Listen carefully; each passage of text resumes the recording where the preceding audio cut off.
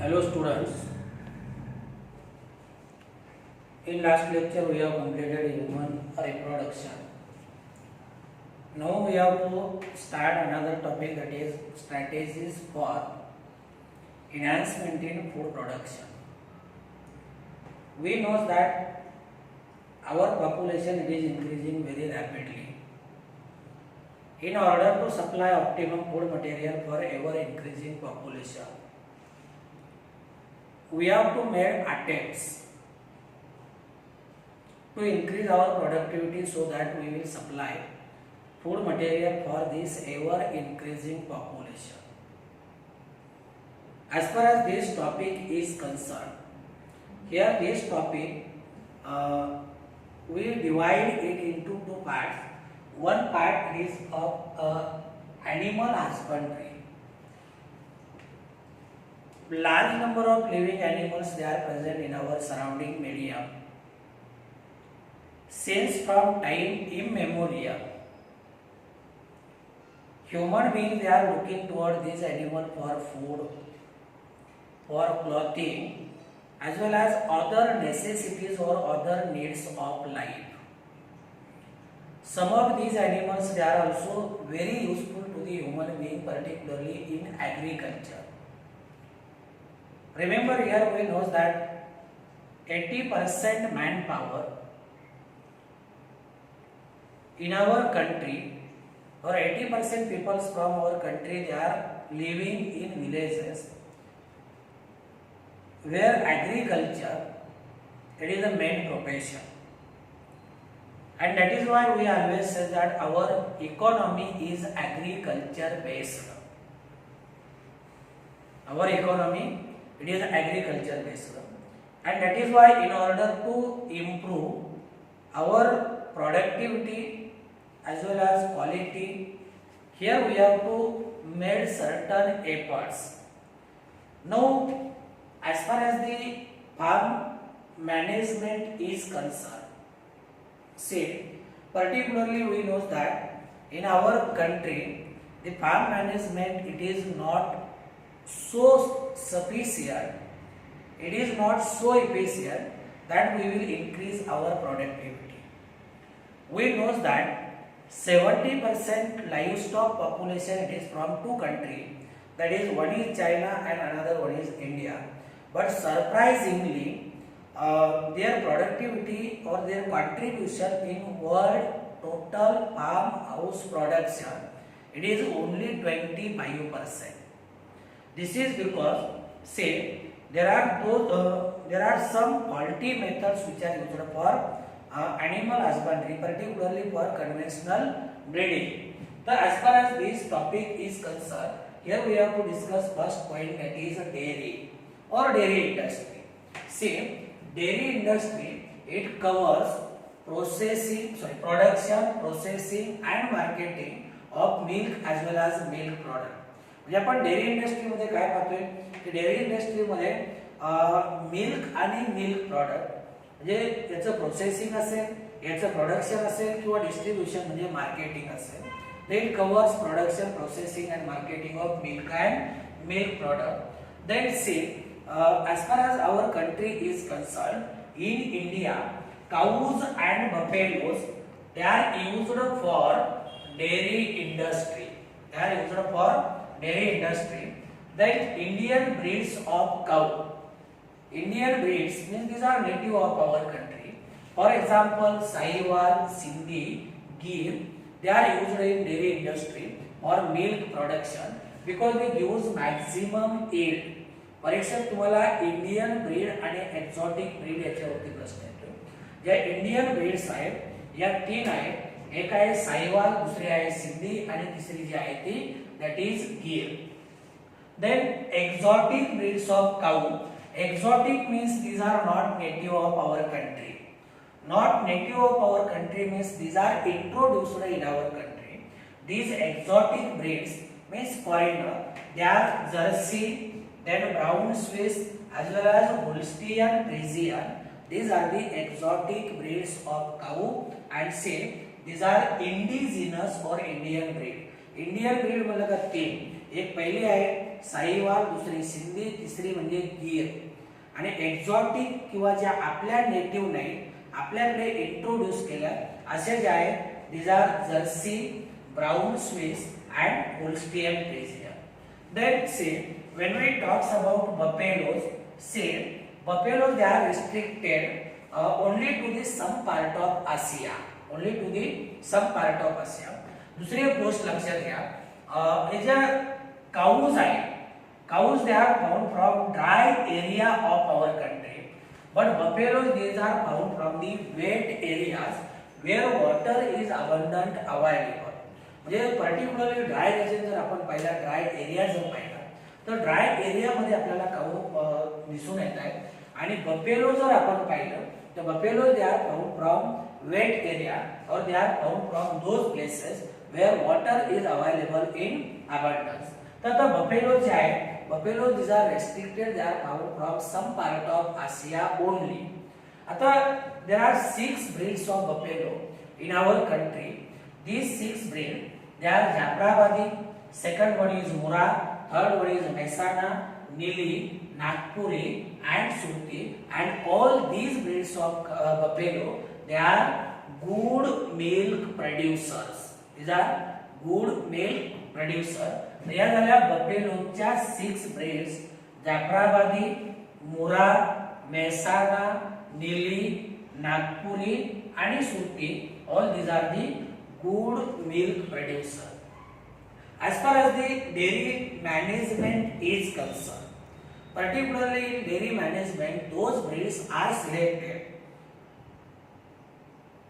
which can withstand the environmental condition of that proper area, which gives maximum yield, and they are disease resistant. They are disease resistant. आता cattle have to be well looked after. Cattle have to be well looked after म्हणजे जनावरांची काळजी व्यवस्थित घेतली पाहिजे. Then quality and quantity of fodder it should be given in proper ratio. Means quality food material it should be supplied, it should be provided to the milk yielding animal. Then quantity of fodder means say those are large size, they are having a particular quantity. Those which are small in size they require particular quantity. म्हणजे थोडक्यामध्ये जनावराला जे काही आपण food material देतोय हे food material जे आहे ते क्वालिटीचं फूड मटेरियल असलं पाहिजे. आणि लहान साईज, मोठी साईज अशी जी जनावर आहे त्यांच्या साईज नुसार त्याची क्वांटिटी काय केली पाहिजे, त्यांना सप्लाय केली पाहिजे. Then say silage made from legume, grasses, maize, jowar it should be supplied or it should be provided. Silage म्हणजे ज्याला आपण ओला चारा वगैरे म्हणतो. हा जो सायलेज आहे, सायलेज मध्ये त्याला लेग्यूम्स दिले पाहिजे, ग्रासेस असले पाहिजे, मेज असले पाहिजे, जवार असले पाहिजे. तर याच्यापासून बनवलेला सायलेज दिला पाहिजे. Silage it should be supplemented by. Silage म्हणजे हा ओला चारा, याच्या बरोबर आणखी त्यांना काय दिलं पाहिजे, ऑइल केक्स वगैरे म्हणजे ज्याला आपण पेंट वगैरे म्हणतो, oil cake, minerals, vitamins and salt. आता हे ऑइल केक म्हणा, सॉल्ट म्हणा, हे जर सायलेज बरोबर दिलं तर काय होते, मिल्क यील्डिंग कॅपॅसिटी वाढते. काय होते, मिल्क यील्डिंग कॅपॅसिटी वाढते. देन अनदर पॉइंट, आता सायलेज नंतर मॅनेजमेंट मधला आणखी एक मुद्दा आहे तो म्हणजे cleanliness of cattles and handlers. This one is most important. This one is most important. म्हणजे ही जी क्लेनलीनेस आणि हायजीन आहे, मग ती जनावरांचं असेल किंवा जनावर हाताळणारे किंवा जनावरांची काळजी घेणारे जे लोक असतील यांचं क्लेनलीनेस आणि हायजीन काय केलं पाहिजे, मेंटेन केलं पाहिजे. कधी, while milking, then processing, storage, transporting etcetera. And that is why today much of these processes, that may be milking, that may be processing, that may be storage, etc. These are mechanized. These are mechanized. Then say this shed of cattle, it should be spacious and it should be clean daily. आता हे जे जनावरांचं shade आहे ते spacious असलं पाहिजे. जनावरांचा गोठा स्पेसियस असला पाहिजे. याचं कारण तिथे त्याला फिरता आलं पाहिजे, तिथे त्याला बसता आलं पाहिजे, तिथे त्याला व्यवस्थित खाता आलं पाहिजे, तिथं पाणी त्याला व्यवस्थित पिता आलं पाहिजे. तर जनावरांचं सेल जे आहे ते स्पेसियस असलं पाहिजे. आलं लक्षामध्ये? म्हणजे एक ठराविक जागा प्रत्येक जनावरांसाठी राखून ठेवली पाहिजे, तिथे त्याला बसता उठता व्यवस्थित आलं पाहिजे. नाहीतर आपल्याकडे जर जनावरांचा गोठा पाहिला, आपल्याकडे जनावरांच्या गोठ्याची अवस्था असेल की जिथं 2 जनावर व्यवस्थितरित्या बसू शकतील, तिथं 10 ते 15 जनावर आपण काय करतो, त्या गोठ्यामध्ये ठेवतो.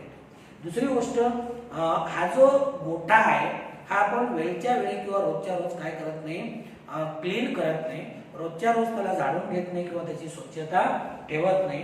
म्हणजे जिथं जनावर खाताय, जिथं पाणी पिताय, तिथं जनावरांचं शेण आहे, त्या शेणावरती जनावर बसताय. 4-8 दिवसानंतर आपण कधीतरी काय करतो, या गोठ्याची स्वच्छता राखतो. तर सगळ्यात महत्त्वाचा मुद्दा म्हणजे said it should be spacious and it should be clean daily. Then next point, that is health problems, diseases and rectification by veterinary doctor. It is mandatory or compulsory. म्हणजे काही त्यांचे हेल्थ प्रॉब्लेम असतील, काही diseases असतील, तर याच्यासाठी veterinary डॉक्टरची visit काय केली पाहिजे, कंपल्सरी ठेवली पाहिजे. आता याच्या सगळ्यानंतर शेवटी आपल्याला पाहिजे की variety of milk product they can be obtained, they can be produced from milk. These milk products, they are curd, cream, ghee, butter, condensed milk as well as khova. These are the milk products which are obtained from milk. Then additional income, it can be obtained by cow dung, fuel cakes, manure, gobar gas. जे additional income आपल्याला जनावरांच्या गोठ्यामध्ये मिळते. जे काऊ डंग असेल, manure म्हणजे शेणखत असेल, शेणखताच्या विक्रीतून आपल्याला पैसे मिळत आहेत. त्याच्यानंतर फ्युअल केक्स आहेत. फ्युअल केक्स म्हणजे गौऱ्या. पर्टिक्युलरली रुरल एरियामध्ये या शेणाच्या गोऱ्या ज्या आहेत हे काय इंधन म्हणून वापरलं जातं, जळणासाठी त्याचा वापर केला जातो. गोबर गॅस आपल्याला लाइटिंग, कुकिंग पर्पजसाठी अवेलेबल होऊ शकतो. तर this is about the dairy industry. Then second one, that is called as poultry. Say after dairy, poultry it also adds more to our economy. It also adds more to our economy. It provides employment for large people. खूप मोठ्या प्रमाणामध्ये आपल्याकडे जर पाहिलं तर खूप मोठ्या प्रमाणामध्ये पोल्ट्री फार्म्स आहेत. हजारो लाखो लोकांना याच्यापासून काय होतं, रोजगार मिळतोय. तर हे पोल्ट्री म्हणजे नेमकं काय? पोल्ट्री म्हणजे domestication of birds like chickens, geese, ducks, turkeys and fowls. हे असे जे बर्ड्स आहेत याचं डोमेस्टिकेशन करणे, यांचं पालन पोषण करणे, यांना आपण काय म्हणतो, that is called as a poultry.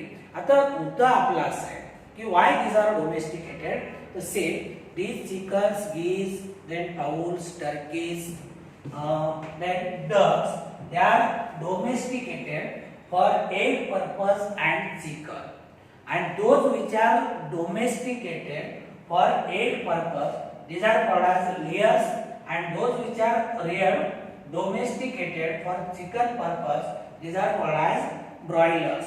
म्हणजे जे अंडी देण्यासाठी ज्यांचा वापर केला जातो त्यांना आपण लेयर्स म्हणतो, आणि ज्यांचं पालन पोषण चिकन साठी केलं जातं त्यांना आपण ब्रॉयलर्स म्हणतो. आता पोल्ट्री जर आपण पाहिलं तर basic requirement of poultry it is breeds, that is poultry breeds.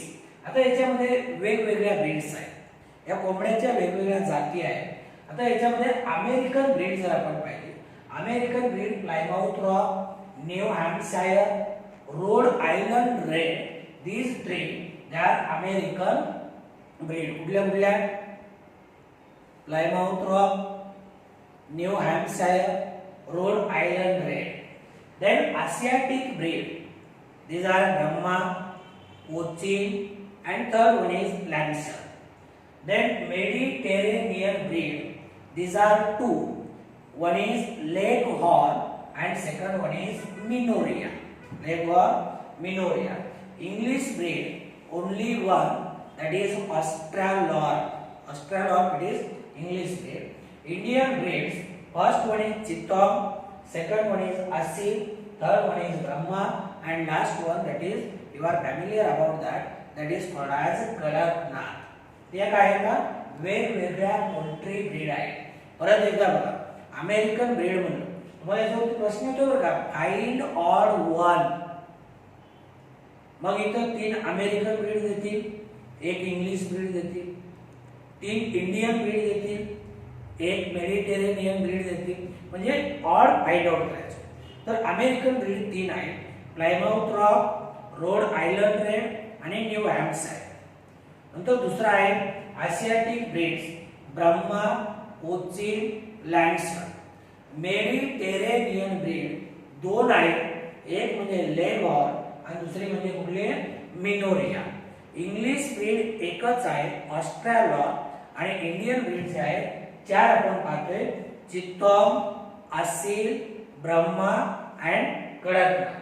आता याच्यामध्ये जर पाहिलं तर best layer which gives maximum eggs per year that is called as leghorn. हे जो प्रश्न आहे तो लक्षात असू द्या. Leghorn, this one is the best layer that produces maximum eggs per year. Then say the breeds of poultry which are preferred as broilers, these are Plymouth Rock, Rhode Island Red, Asil, Brahma and Kadaknath. तर यांना आपण broiler म्हणून काय करतो prepare करतो. तर या झाल्या पोल्ट्री ब्रीड्स. आणखी प्रश्न तुम्हाला कुठे येते बघा poultry diseases. Say poultry birds they are susceptible to different types of viral, fungal, parasitic, bacterial, protozoa diseases. म्हणजे हे जे सगळे व्हायरसेस असतील bacteria, fungi, parasite, protozoa they are ready to attack on poultry birds. They are ready to attack on poultry birds. तर poultry birds चे viral diseases कुठले आहेत राणीखेत आहे, नंतर ब्रॉन्चिटिस आहे inflammation of ब्रॉन्काय and last one is avian influenza. Avian influenza that is also called as bird flu. It is also called as bird flu.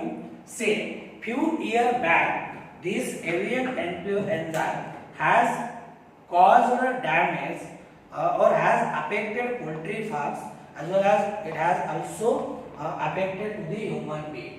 तर राणीखेत असेल, ब्रॉन्चिटिस असेल, एवियन इन्फ्लुएंजा हे काय आहेत पोल्ट्री व्हायरल डिसीजेस आहे.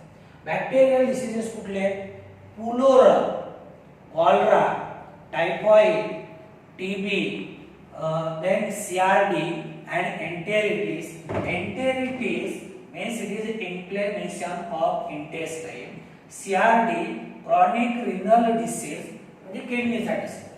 तर याच्यामध्ये पुलोरम असेल, कॉलरा असेल, टीबी असेल, टायफॉइड असेल, CRD असेल किंवा enteritis, these are bacterial diseases. Then next point that is fungal diseases. As far as fungal diseases are concerned, aspergillosis, Fowler's, thrush, these are the fungal diseases. Then parasitic diseases, louse infestation, roundworm, sickleworm infection, these are parasitic diseases. आणि एकमेव प्रोटोझोन disease आहे तो म्हणजे कॉकीडिओसिस. इथे सुद्धा तुम्हाला find odd one असे येऊ शकते. म्हणजे 3 व्हायरल डिसीजेस येतील, बाकीच्या पैकी एक कुठला येते, 3 बॅक्टेरियल डिसीजेस येतील, एक ऑड येते. तर हे काय तर पोल्ट्री डिसीजेस आहे. Now we have to discuss next point that is animal breeding. Animal breeding. See as far as the animal breeding is concerned, this one is the most important aspect. This is a most important activity which is carried out in animal husbandry. In animal husbandry इथे आपण काय करतो वेगवेगळे breeds आहेत, superior क्वालिटीचे त्याच्यामधले individual find out करतो आणि त्यांच्यामध्ये ब्रीडिंग काढून आणतो. तर it is most important activity. Why it is carried out? The main purpose is improving desirable qualities of product. जे काही एनिमल्स आहेत या एनिमल पासून मिळणारा जो काही प्रॉडक्ट आहे त्याची क्वालिटी इंप्रूव्ह करणे, त्याचं प्रोडक्शन वाढवणे, काय करणे म्हणजे प्रोडक्शन. जसं की मिल्क प्रोडक्शन आहे, जास्तीत जास्त मिल्क प्रोडक्शन झालं पाहिजे, जे त्यांच्यापासून मिळणारं मीट आहे त्याची क्वालिटी इम्प्रूव्ह झाली पाहिजे, आणि ज्या पोल्ट्री बर्ड्स आहेत they should give maximum yield per egg. These are the major achievements. The animal breeding it is carried out in two steps, or there are two types of animal breeding. See, first one that is called as inbreeding. Inbreeding याला आपण आंतर संकर म्हणतो. म्हणजे इथे जे दोन mating partner आहेत they are closely related. They are having common ancestor. They are having common ancestor. Means in this type closely related individual within same breed, mating between closely related individual within same breed for 4 to 6 generation, or 4 to 6 generation. म्हणजे याच्यामध्ये जे दोन matting animal आहेत हे एकाच breed मधले आहेत.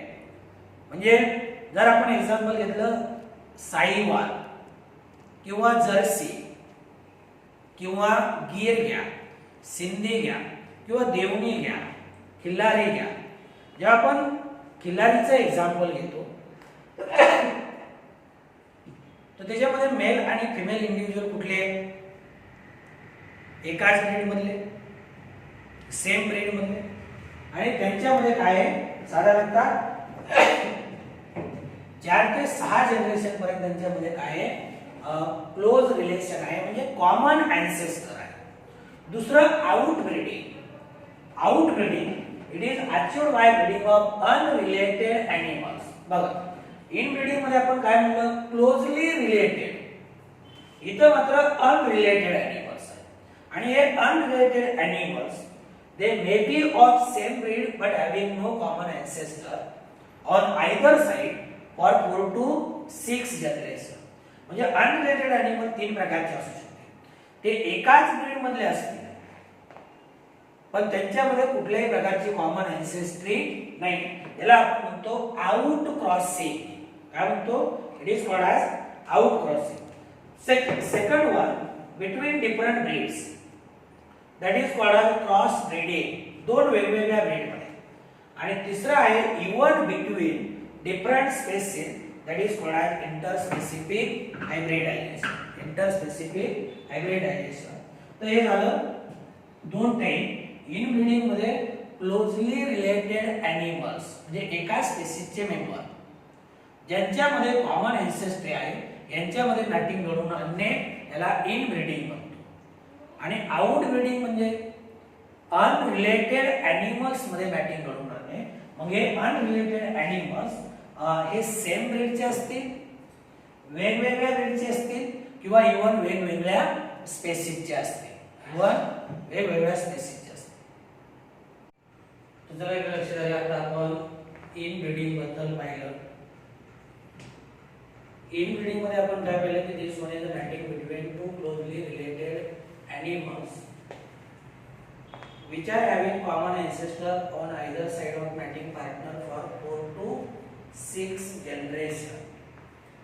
In inbreeding, particularly superior males and superior females of same breed they are selected. Then mating is brought about and progeny is evaluated. Means again from progeny superior males and superior females they are selected. Same procedure it is carried out. Means here in inbreeding pure lines they can be obtained, or pure line strategy that is followed, which is followed in Mendel's experiment on garden pea plant. But say this inbreeding it is having disadvantage or demerit that continuous inbreeding it result into decrease in productivity as well as fertility, and this one is called as inbreeding depression. म्हणजे पुन्हा पुन्हा त्याच animal मध्ये जर matting घडवून आणलं तर त्या ॲनिमलची प्रोडक्टिव्हिटी कमी होते, त्या ॲनिमलची फर्टिलिटी कमी होते, त्याला आपण इनब्रीडिंग डिप्रेशन. दुसरी मेथड आहे आउटब्रीडिंग. आउटब्रीडिंग मध्ये आपण काय पाहिलं होतं आता, it is a mating between unrelated animals. आता हे अनरिलेटेड ॲनिमल्स सेम ब्रीड मधले असतील but they are not having common ancestor on either side. किंवा दोन वेगवेगळ्या ब्रीड मधले असतील किंवा इवन दोन वेगवेगळ्या स्पेसीज मधले असतील. तसे first type way of seeing out crossing means here matching of animal within same breed but having no common ancestor. म्हणजे या मेथड मध्ये जे दोन मॅटिंग पार्टनर आहेत मेल आणि फिमेल इंडिव्हिज्युअल एकाच ब्रीड मधले आहेत but they do not have common ancestry or either side for 4 to 6 generation.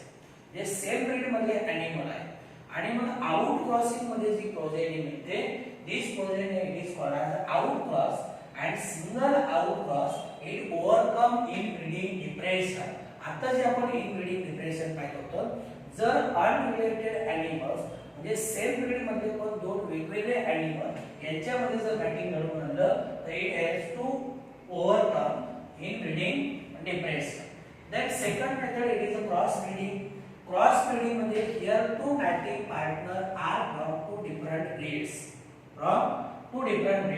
Means superior male is from one breed and superior female is from other breed. Qualities of two different breed they are combined in this technique.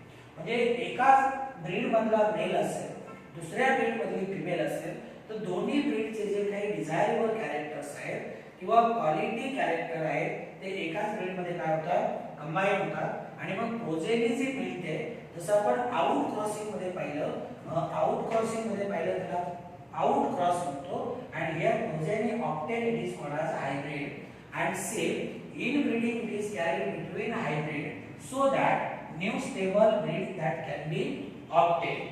Then say there is an example Hisardale.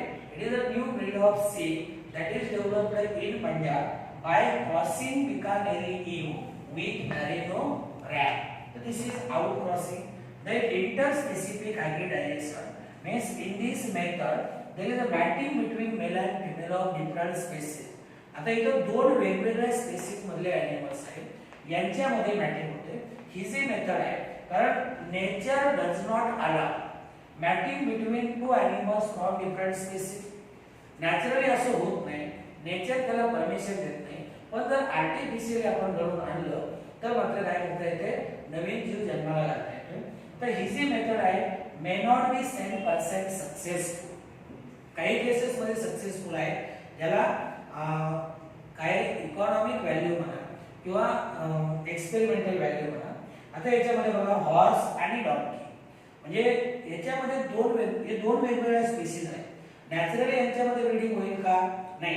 Naturally breeding कुणामध्ये होईल mail horse आणि female horse mail donkey आणि female donkey. पण इथं mail individual एक आहे female individual वेगळ्या species मधला आहे. मग हॉर्स आणि डॉंकी मध्ये जर इंटरब्रीडिंग घडवून आणलं तर काय होते म्यूल तयार होतो आणि हा जो म्यूल आहे तो स्टराइल असतो. कसा असतो स्टराइल. आता दुसरा एक टेक्निक आहे आर्टिफिशियल इन्सेमिनेशन. जर नॅचरल मॅटिंगचे काही प्रॉब्लेम्स असतील दोन एनिमल मध्ये नॅचरल मॅटिंग जर होत नसेल तर अशा वेळेस आर्टिफिशियल इन्सेमिनेशन हे टेक्निक वापरलं जातं. म्हणजे ज्याला आपण म्हणतो की this technique is used in controlled breeding experiments. म्हणजे आपल्याकडे जनावरांचे सरकारी दवाखाने वगैरे असतात ना याच्यामध्ये आर्टिफिशियल इन्सेमिनेशन हे टेक्निक कॅरी आउट केलं जातं. याच्यामध्ये काय केलं जातं सुपेरियर मेल सिलेक्ट केला जातो त्याचं सिमेन काढून घेतलं जातं. Then this semen either immediately it is introduced into female genital tract or it can be stored in frozen state and that can be used later on.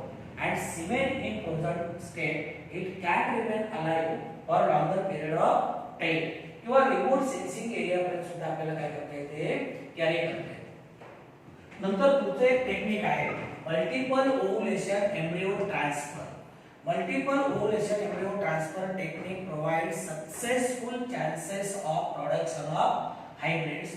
म्हणजे जर हर्टची size आपल्याला अगदी कमी कालावधीमध्ये जर वाढवायची असेल तर आपण काय करू शकतो अगदी रॅपिड गतीने हायब्रिड्स तयार करतो. हे multiple ovulation embryo transfer technique short मध्ये त्याला आपण MOET टेक्निक म्हणतो. काय म्हणतो MOET टेक्निक म्हणतो. याच्यामध्ये काय केलं जातं cow is injected with follicle stimulating hormone so that it will produce more eggs. Means super ovulation is carried out. म्हणजे एका वेळी जर समजा एका सायकल मध्ये एक एग रिलीज होत असेल तर सुपर ओव्हुलेशन मध्ये काय होते 6 ते 8 एग्स रिलीज होतील. काय होते 6 ते 8 एग्स रिलीज होतील. मग आता काय होईल अशी जी काऊ आहे दिस काऊ इज आयदर मॅटेड विथ इलाइट बूल म्हणजे ज्याला आपण उत्तम प्रतीचा वळू म्हणतो किंवा इट इज आर्टिफिशियली इन्सेमिनेटेड. मग फर्टिलायझेशन होईल झायगोट तयार होतील. साधारणतः 6 ते 8 झायगोट तयार होतात आणि नंतर त्याचं रूपांतर ब्लास्टोसिस्ट मध्ये होतं.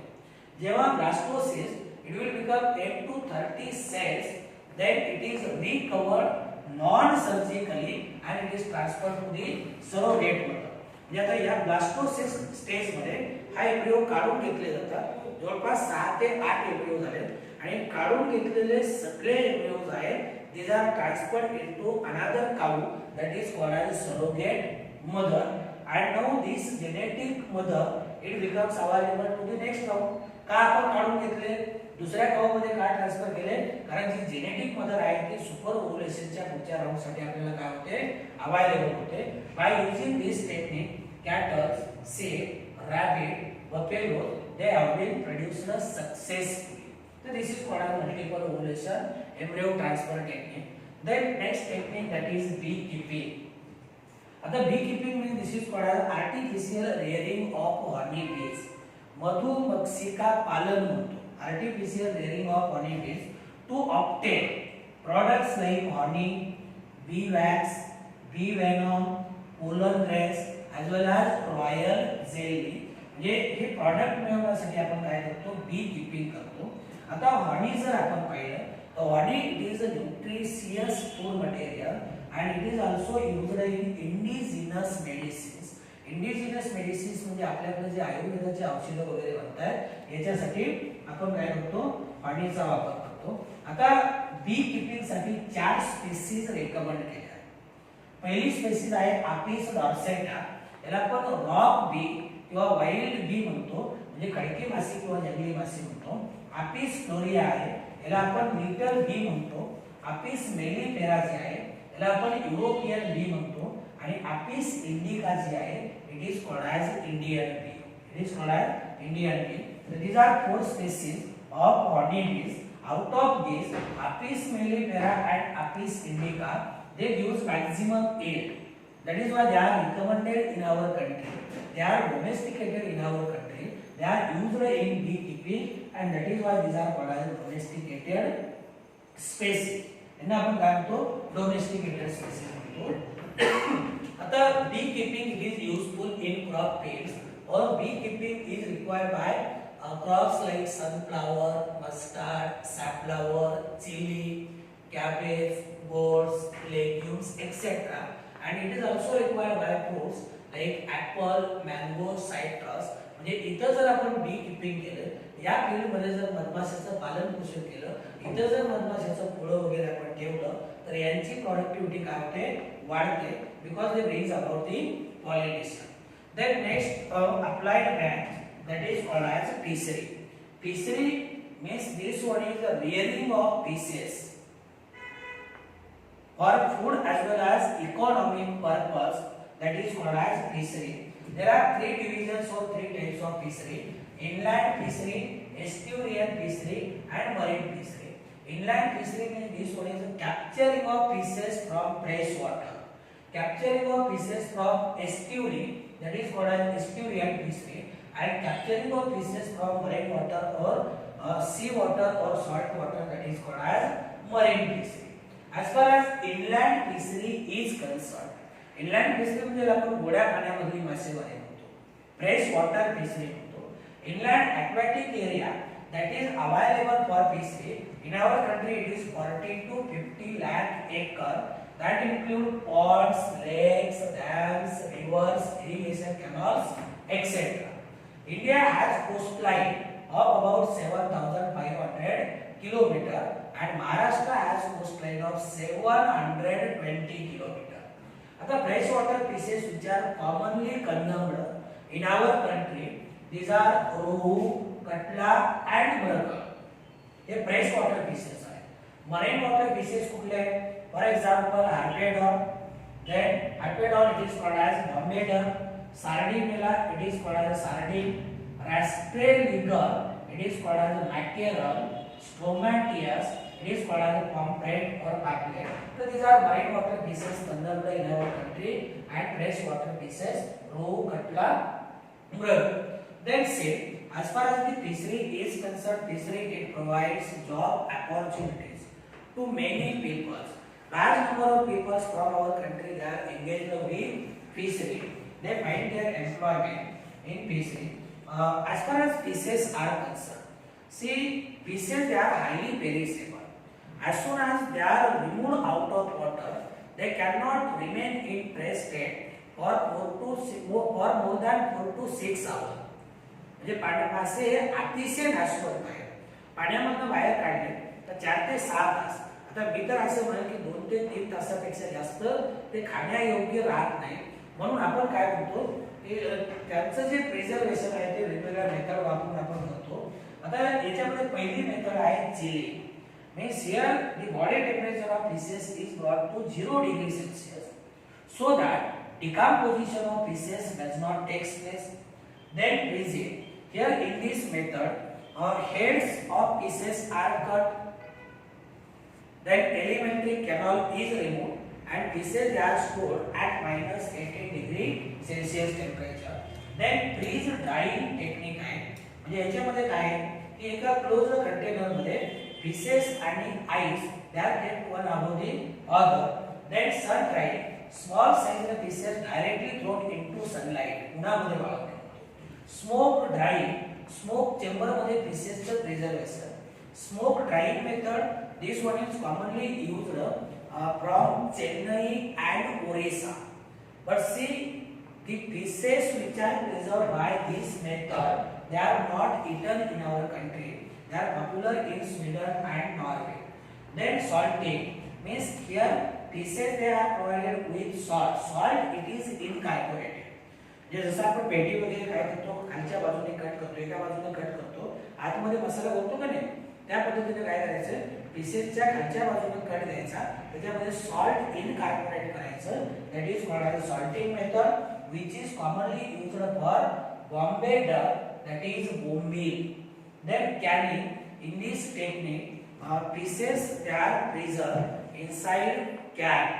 एका can मध्ये आपण काय करतो fishes they are cut into small sized pieces and then they are kept one above the other in a can and this method it is called as canning. So these are some of the preservation method. Let's say fishes they provide number of in addition to food. We can say fishes they provide number of byproduct like fish oil, fish meal. Fish meal particularly it is used for poultry birds. Fertilizers, fish guano, they are used as a fertilizer. Fish glue, fish glue it is used for binding purpose.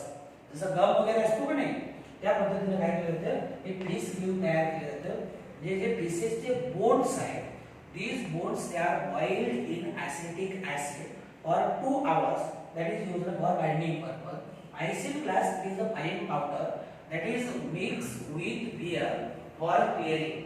Beer किंवा jelly जी आहे हे जर आपण पाहिलं तर एकदम clear असतो कारण त्याच्यामध्ये आयसिंगलास ही पावडर मिसळलेली असते जी की फिशेसच्या एअर ब्लॅडर काढून घेतली जाते.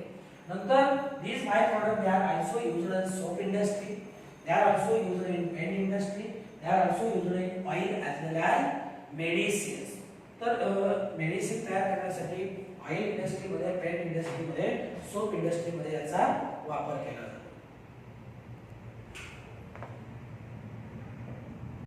See now we will discuss next applied branch that is called as sericulture. Sericulture means this one is the rearing of silk wool to obtain silk. Silk is used for making world famous sari that is called as pattern. As far as sericulture is concerned, we can say that sericulture it requires skill and scientific knowledge for development and rearing. It requires little space.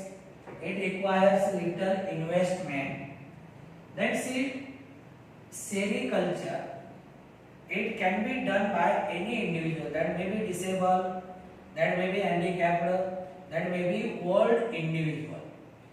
Best silk that is called as mulberry silk. It is produced by insect that is called as Bombyx mori. This is a superior quality silk. Tussar silk and eri silk, they are of inferior quality. They are of inferior quality. Best quality चा जर कुठला असेल तर तो म्हणजे mulberry silk आणि inferior quality चे. Then quality of silk depends upon the quality of mulberry leaves on which insect larvae feeds. म्हणजे सिल्कची क्वालिटी मलबेरी लीव्हच्या क्वालिटीवरती डिपेंड आहे. सिल्कवर्म लार्वे जे आहेत ना, they are infected by protozoan viral as well as fungal diseases. In addition to this, ants, crows, then birds, other insects, they are also ready to attack. So the cages of these silkworm larvae, they must be managed by a way or in a such way that these animals, they are not able to or they cannot reach up to the cages. And last point, that is lark culture. Lark, it is produced by small sized insect which is colonial in habitat, that is called as the Tacardia lacca. This is the insect which produces lark. Actually, lark, this one is a resin-like substance which is produced by dermal glands of female insect. लक्षात ठेवा बरं का, female insect च्या dermal gland मधून lark तयार होते. हे जे insect आहे, it feeds on succulent leaves. झाडझुड पानं असतात. बेर असेल, पीपल, पळस, Kusum, बाभूळ, etc. And it secretes resin-like substance that becomes hard by contact of air. हा जो याला आपण काय म्हणतो, नॅचरल लॅक म्हणतो. Natural lac, it is contaminated, means it is impure. Filtering and washing, it gives shellac in pure form or it gives pure lac. Lac insect, it is native of our country. And when we talk about the productivity, in total lac production throughout the world, 85% lac is produced by our country. तो आपल्याकडचा आहे, तो आपल्या इथला आहे. It is native of our country आणि 85% contribution आहे याचं. Lac it is used in bangles, toys, woodworks, polish, in किंवा सिल्वरिंग मिरर्स, आरशाला चकाकी येण्यासाठी वगैरे लाखेचा वापर करतात.